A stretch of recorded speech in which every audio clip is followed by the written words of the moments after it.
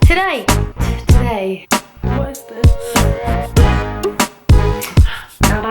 It's fine.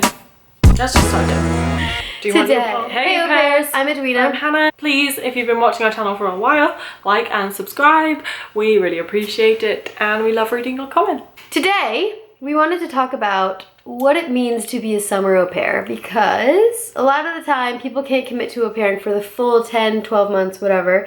People only have the summer free, so they do au pairing to travel for 2 to 3 months over the summer, which is so fun, totally fine, and totally possible. Yep. But it is very, very different than being an au pair during the school year because your kids aren't in school. So we thought that we would talk about a few pros and cons, because we know au pairs who have been au pairs over summer who've hated it and some au pairs who have absolutely loved it. So it really depends on you, but assess the pros and cons list and then make your decision. Edwina is going to give you a few cons and I will give you a few pros so that you can assess the job and decide whether or not it's right for you and for your summertime. We don't want to be too negative or too positive, so without further ado, cons! Okay, first con is that because au pair or your kids are not in school, they're obviously going to be free more and need to be occupied more, which means naturally that you will be working more in the summer than you do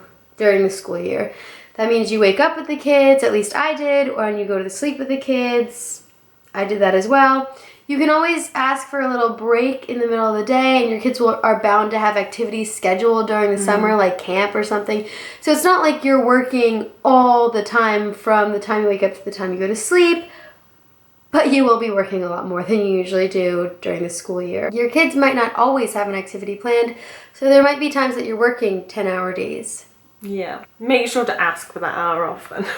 One of the best pros for summer au pairing is the fact that if you can't afford to travel or you can't afford to go away for the summer, this is a great opportunity, because often I've met a lot of summer au pairs whose host parents do pay for their flight because it's a short amount of time.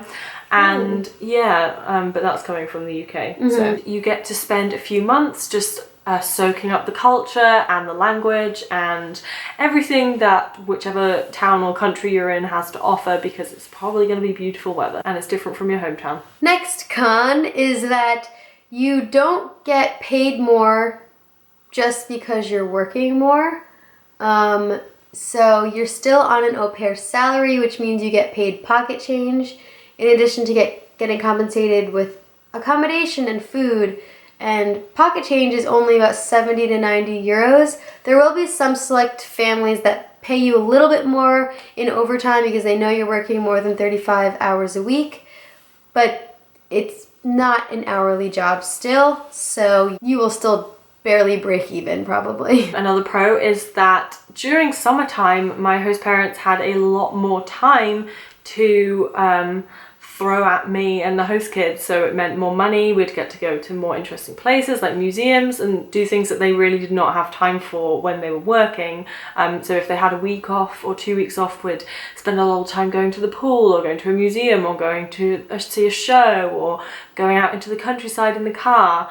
And then if they were working, they would give me money to take the host kid to the zoo or to these interesting cultural attractions or to go on picnics, etc. So I felt like during the summertime, I was given a lot more freedom, actually, personally. This isn't necessarily the case for all au pairs, to take the kid wherever I wanted. Whereas during term time, it was like, get home, do your homework, take the kid, put the kid to bed. My next con is that sometimes when you're vacationing or on holiday with your family during the summer, you are at their vacation home, for example, and there's not much else to do. Like, you can't escape. You're not in Paris, you're not in a big city.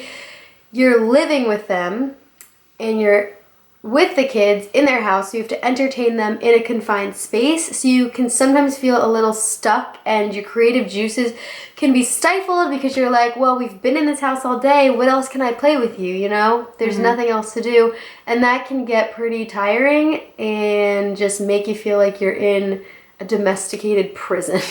On the flip side of that though, if your host parents or family take you away for the summer, it is most likely that they are going to take you to a very fancy place, like a resort or a town that you wouldn't be able to experience. And if it's a week away, then they should be paying for everything for you, which could mean that while your kid is in a class or an activity or a camp or whatever, you get to lay around on the beach at a 5-star resort. You're able to do things that you couldn't normally afford, which I really enjoy. Very true. I got to travel to Morocco and to Spain with my family, all inclusive, all for free, even though I was watching the kids for a while. That was a really nice way to safely see another country because I wasn't confident in myself to be traveling on my own yet, so it was nice. And you got to go on a boat.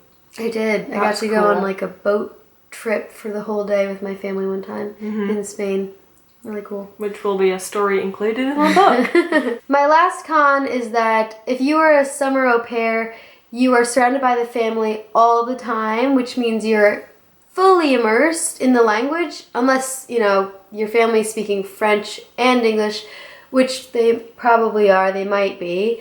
But you're just surrounded by people and the language and the culture constantly that you don't get the break that you might if you were in your chambre de bonne in their city alone, being able to walk around and be independent and have a moment to take a breather to yourself. When you're on vacation, you're never alone, you're fully immersed, so it can be exhausting mentally because you're always having to think about the language, think about the culture, and be immersed. It's mentally draining, especially if you're starting off your au pair year in the summer. However, we do both realise that this is a fantastic experience, and if you want to improve your French and don't have much time, then being completely immersed for a couple of months or even a couple of weeks like you were can really, really help you out with your French language skills, and you may come away from the experience feeling very drained but more proficient in French. Very true. Full immersion is definitely one of the best ways to become proficient in a language fast, and you don't get opportunities to be fully immersed in a language very often. So take advantage of it if you do have it, and enjoy it and remind yourself to be grateful for it. If summer feels too draining, take a moment to breathe and tell yourself that summer doesn't last forever and it'll be winter soon enough. So those are all the pros and cons that we can think of for now of being a summer au pair. If you have any other ones to add, please put them in the comments below. Read the description for more information, which Hannah always writes out so kindly. So read that if you are curious and need more information. Follow us on Twitter at @AuPairInParis and email us if you need anything at aupairinparis@gmail.com. That is all for now. Ciao.